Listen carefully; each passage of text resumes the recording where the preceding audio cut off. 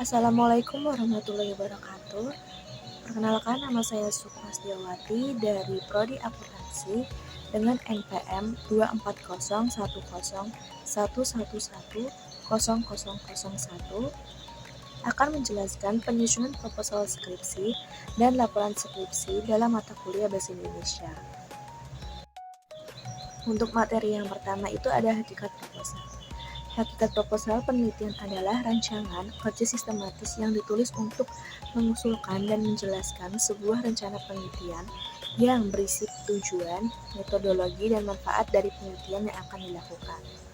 Proposal penelitian berfungsi sebagai dokumen yang penting untuk mendapatkan persetujuan, dana, dan sumber daya dari pihak terkait, serta untuk memberikan gambaran yang jelas terstruktur mengenai penelitian yang akan dilaksanakan. Untuk karakteristik dan tujuan utama proposal itu, yang pertama ada sistematis dan terstruktur. Proposal penelitian berisi uraian yang logis dan sistematis mengenai topik, masalah, ide pokok, dan kerangka pikir penelitian. Yang B ada dokumen pengajuan, yaitu proposal adalah bentuk usulan atau permintaan formal untuk melakukan penelitian. Yang C, perencanaan penelitian. Dokumen ini menjelaskan secara rinci metodologi yang akan digunakan untuk memecahkan masalah penelitian yang telah diidentifikasi. Yang D, memperoleh persetujuan dan dukungan. Tujuan utamanya adalah untuk meyakinkan bimbingan, komite penelitian atau sponsor agar menyetujui penelitian dan memberikan bantuan yang diperlukan baik berupa pendanaan maupun sarana. Yang E, gambaran penelitian. Memberikan gambaran yang jelas dan mudah dipahami mengenai maksud dan inti dari rencana penelitian yang akan dilaksanakan. Isi pokok proposal sendiri itu yang pertama ada pendahuluan. Pendahuluan berisi tentang latar belakang masalah, perumusan masalah, dan tujuan penelitian. Yang kedua ada tinjauan pustaka. Tinjauan pustaka berisi tentang ulasan tentang teori, konsep, dan penelitian sebelumnya yang relevan. Yang ketiga ada metodologi penelitian, yang berisi bagian ini menjelaskan pendekatan, populasi dan sampel, teknik pengumpulan dan analisis data, serta instrumen yang akan digunakan. Yang keempat ada jadwal dan rencana publikasi, rencana pelaksanaan penelitian dan publikasi hasilnya. Fungsi proposal. Yang pertama itu ada mengajukan rencana penelitian, memberikan gambaran yang jelas tentang apa yang akan diteliti oleh mahasiswa. Yang kedua, mendapatkan persetujuan, menjadi dasar bagi dosen pembimbing dan institusi untuk menilai kelayakan dan kekuatan rencana penelitian. Yang ketiga, menjadi peta jalan, memandu mahasiswa dalam pelaksanaan penelitian skripsi agar terstruktur dan sesuai rencana. Yang keempat, menentukan kelayakan, menunjukkan bahwa topik penelitian ini memiliki dasar yang kuat, relevansi, dan argumen yang logis. Yang kelima, mempersiapkan penelitian, membantu mahasiswa memahami persiapan dan langkah-langkah yang perlu dilakukan selama penelitian berlangsung. Jenis proposal berdasarkan proyek itu terdapat 4. Yang pertama, proposal penelitian. Proposal penelitian ini yang umumnya digunakan pada bidang akademik. Misalnya, proposal penelitian untuk skripsi, tesis, riset pengembangan, dan lainnya. Proposal ini diajukan sebagai kegiatan penelitian. Yang kedua, ada proposal kegiatan. Proposal untuk melakukan suatu kegiatan. Proposal ini biasanya berisi rencana, kegiatan baik individu maupun kelompok. Contohnya, pentas seni dan pameran. Yang ketiga, ada proposal bisnis. Proposal yang berhubungan dengan bisnis, baik perorangan maupun kelompok, misalnya proposal mendirikan suatu usaha, proposal kerjasama antar perusahaan, dan lainnya. Yang keempat, proposal proyek. Proposal yang digunakan pada dunia bisnis, di mana isi proposal ini adalah rangkaian rencana kegiatan pembangunan. Contohnya, proposal proyek pembangunan jalan, pendirian bangunan, dan izin pertambangan. Dan untuk selanjutnya, itu ada jenis proposal berdasarkan format. Itu ada 3. Yang pertama proposal format, jenis proposal baku atau resmi yang mengandung 3 bagian utama, yaitu pendahuluan isi proposal serta data pelengkap. Yang kedua ada proposal semi formal, proposal yang tidak memiliki struktur yang lengkap seperti halnya proposal formal, akan tetapi proposal ini masih menggunakan bentuk baku. Yang ketiga ada proposal non formal, proposal yang tidak terlalu baku dan resmi. Pada umumnya penyampaian proposal ini dalam bentuk memorandum atau surat. Untuk materi selanjutnya itu ada fungsi dan tujuan proposal skripsi. Yang pertama itu mengajukan rencana penelitian, memberikan gambaran yang jelas tentang apa yang akan diteliti oleh mahasiswa. Yang kedua, mendapatkan persetujuan atau menjadi dasar bagi dosen pembimbing dan institusi untuk menilai kelayakan dan kekuatan rencana penelitian. Yang ketiga, menjadi peta jalan, memandu mahasiswa dalam pelaksanaan penelitian skripsi agar terstruktur dan sesuai rencana. Yang keempat itu ada menentukan kelayakan, menunjukkan bahwa topik penelitian memiliki dasar yang kuat, relevansi, dan argumen yang logis. Yang kelima ada mempersiapkan penelitian, membantu mahasiswa memahami persiapan dan langkah-langkah yang perlu dilakukan selama penelitian berlangsung. Untuk selanjutnya itu ada isi utama proposal skripsi, ada latar belakang. Latar belakang sendiri itu menjelaskan alasan dan pentingnya topik penelitian yang dipilih. Untuk yang kedua itu ada rumusan masalah. Rumusan masalah sendiri itu juga menjelaskan pertanyaan-pertanyaan spesifik yang akan dijawab melalui penelitian. Yang ketiga itu ada tujuan penelitian. Untuk tujuan penelitian sendiri ini isinya itu ada apa yang ingin dicapai melalui penelitian yang akan dilaksanakan. Yang keempat itu adalah landasan teori atau tinjauan pustaka. Teori-teori dan penelitian terdahulu yang relevan dengan topik penelitian. Yang kelima itu ada metodologi penelitian, rencana tentang cara mengumpulkan dan menganalisis data. Untuk penggunaan bahasa Indonesia dalam proposal sendiri itu ada 4. Ada kredibilitas, profesionalisme, ada kejelasan dan ketepatan, kesatuan dan konsistensi, audiens formal.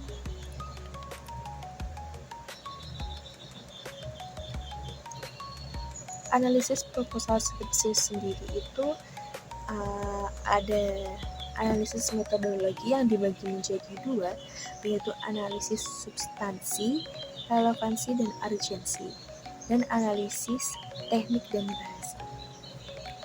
Untuk kredibilitas dan profesionalisme itu adalah bahasa baku yang mencerminkan sikap serius, profesional, dan hormat terhadap pihak yang akan membaca proposal. Misalnya, calon investor, donatur, atau mitra kerja. Penggunaan kata dan struktur kalimat yang benar meningkatkan kredibilitas dokumen. Yang kedua ada kejelasan dan ketepatan, yaitu bahasa baku memiliki aturan tata bahasa dan ejaan yang terstandarisasi. Ini membantu memastikan bahwa pesan, ide, atau rencana yang Anda sampaikan itu jelas, tepat, dan tidak menimbulkan makna ganda atau salah tafsir. Proposal harus menyampaikan informasi secara persisi.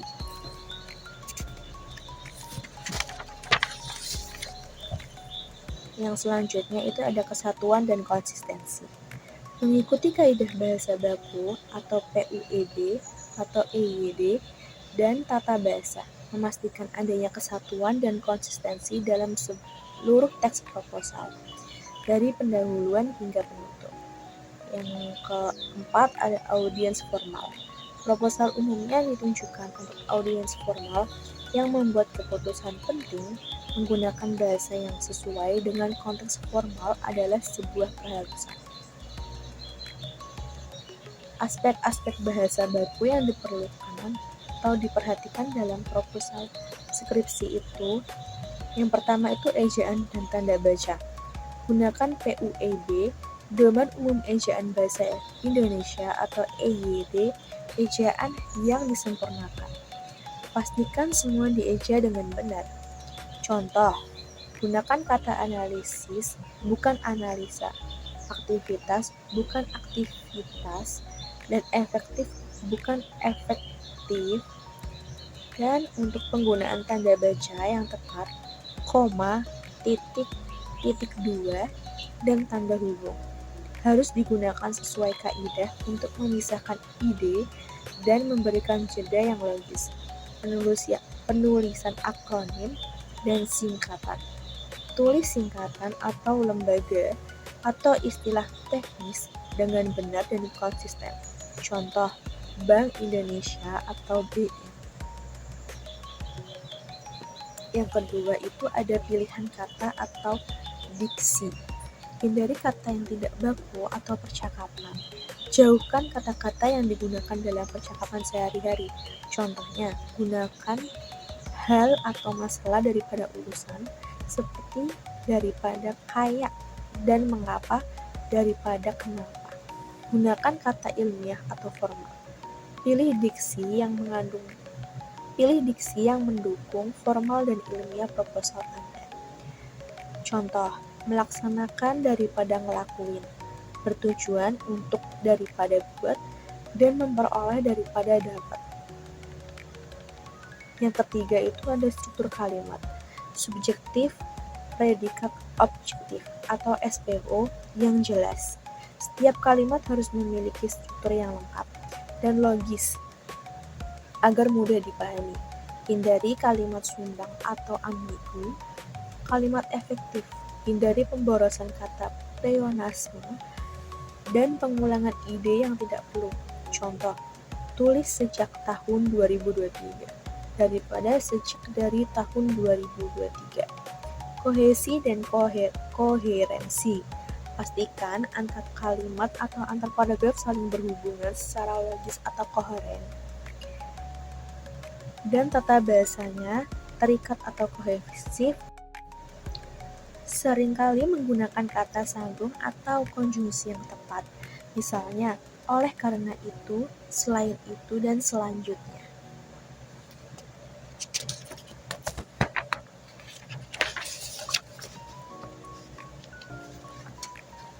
Analisis proposal skripsi itu terdiri dari analisis kritis, proposal skripsi dalam konteks akademik. Analisis proposal skripsi adalah proses evaluasi substantif dan metodologis terhadap rencana penelitian mahasiswa. Tujuannya adalah memastikan bahwa rencana tersebut layak, relevan, orisinal, dan dapat diimplementasikan sesuai kaidah keilmuan. Proposal skripsi ini dievaluasi berdasarkan 3 pilar utama, yaitu ada substansi, metodologi, dan kualitas penulisan. Yang pertama ada analisis substansi atau relevansi atau urgensi. Pilar ini menilai nilai ilmiah dan kontribusi yang ditawarkan oleh penelitian. Yang pertama ada orisinalitas dan kebaruan atau novelty. Menguji apakah topik yang diangkat memiliki kebaruan atau setidaknya memberikan sudut pandang berbeda dari penelitian sebelumnya. Yang kedua, memastikan adanya kesenjangan atau research gap yang diisi, yaitu perbedaan antara kondisi ideal atau das Solent dengan kondisi faktual di lapangan atau das Sein. Yang kedua ada perumusan masalah. Menilai apakah rumusan masalah sudah spesifik, terstruktur, dan fokus atau dapat dipecahkan. Memastikan tujuan penelitian koheren dan secara eksplisit menjawab pertanyaan yang diajukan dalam rumusan masalah. Yang ketiga, ada kajian pustaka dan teori. Mengevaluasi kedalaman dan relevansi teori yang digunakan sebagai landasan analisis.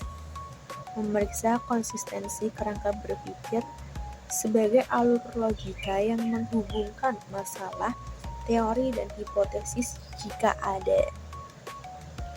Yang kedua itu ada analisis metodologi atau kelayakan dan akurasi. Pilar ini menentukan apakah rencana pelaksanaan penelitian realistis dan sahih. Yang pertama ada kesinambungan metode. Memastikan jenis penelitian kuantitatif, kualitatif, atau mix method yang dipilih tepat untuk menjawab rumusan masalah. Yang kedua ada populasi dan sampel atau subjek. Menganalisis ketepatan teknik penentuan sampel, misalnya purposive sampling, random sampling, serta rasionalisasi jumlah subjek yang dipilih. Yang ketiga ada validitas data. Mengevaluasi instrumen penelitian, kuesioner, pedoman wawancara, apakah sudah dirancang secara valid dan reliable. Yang keempat ada teknik analisis data. Memastikan teknik analisis yang direncanakan, misalnya uji regresi, analisis tematik, triangulasi, sudah sesuai dengan jenis data yang akan dikumpulkan. Yang ketiga ada analisis teknik dan bahasa. Pilar ini mencakup aspek formal dan konsistensi penulisan. Format dan ejaan. Yang pertama, konsistensi penulisan dan citasi sesuai pedoman penulisan skripsi yang berlaku di institusi.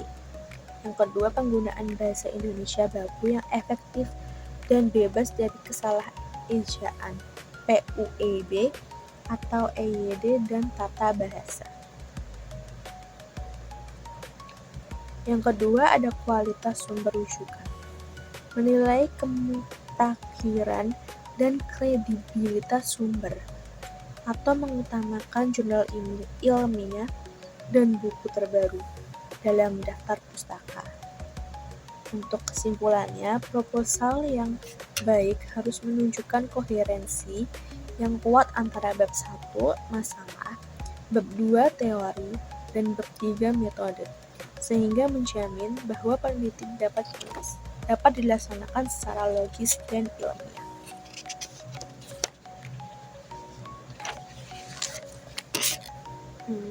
Untuk penutup atau kesimpulan dari materi yang saya sampaikan itu adalah menyimpulkan bahwa proposal penelitian merupakan rancangan kerja sistematis yang fundamental dalam kegiatan akademik, khususnya sebagai langkah awal penyusunan skripsi, tesis, atau disertasi. Hakikat proposal adalah untuk mengusulkan dan menjelaskan rencana penelitian secara terstruktur, mencakup tujuan, metodologi, dan manfaatnya. Fungsi utamanya adalah untuk memperoleh persetujuan dan dukungan dari pihak terkait, seperti dosen pembimbing atau komite penelitian. Poin utamanya itu ada hakikat proposal. Proposal berfungsi sebagai usulan penelitian yang terstruktur, memberikan gambaran yang jelas, dan bertujuan untuk mendapatkan persetujuan. Yang kedua, jenis dan isi. Proposal penelitian adalah salah satu jenis proposal dan harus memuat pendahuluan, latar belakang rumusan dan tujuan, tinjauan pustaka, dan metodologi penelitian. Proposal adalah rencana penelitian, sedangkan skripsi adalah laporan akhir yang sudah selesai. Yang ketiga ada bahasa baku. Penggunaan bahasa Indonesia baku sangat penting untuk memastikan kredibilitas, profesionalisme, dan kejelasan pesan. Hal ini mencakup penggunaan ejaan PUEB atau EYD diksi ilmiah, dan struktur kalimat efektif. Yang keempat, analisis kritis. Proposal skripsi dievaluasi berdasarkan 3 pilar utama, yaitu ada substansi, orisinalitas, dan perumusan masalah. Yang kelima ada metodologi, kelayakan, akurasi, teknik analisis data, dan yang keenam ada teknik penulisan yang berisi tentang format, bahasa baku, kualitas, dan sumber. Mungkin cukup sekian presentasi dari materi proposal skripsi dan laporan proposal yang saya sampaikan. Kurang lebihnya mohon maaf. Wassalamualaikum warahmatullahi wabarakatuh.